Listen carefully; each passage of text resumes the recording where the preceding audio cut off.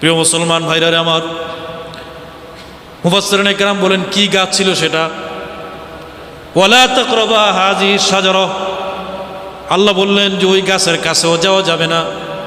মুফাসসিরিনে কেরাম বলে গাছটা ছিল গম গাছ, অন্য মুফাসসিররা বলেন যে আঙ্গুর গাছ ছিল, কেউ বলেন ডুমুর ফল ছিল, কেউ বলেন যে কি গাছ ছিল এটা আল্লাহই ভালো জানে।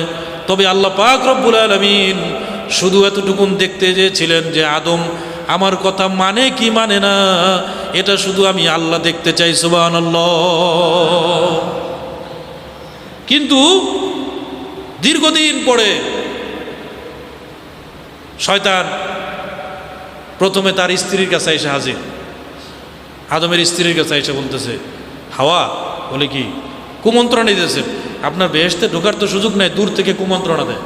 শয়তান সামনে নিজে শো হয় না, মানুষ শয়তান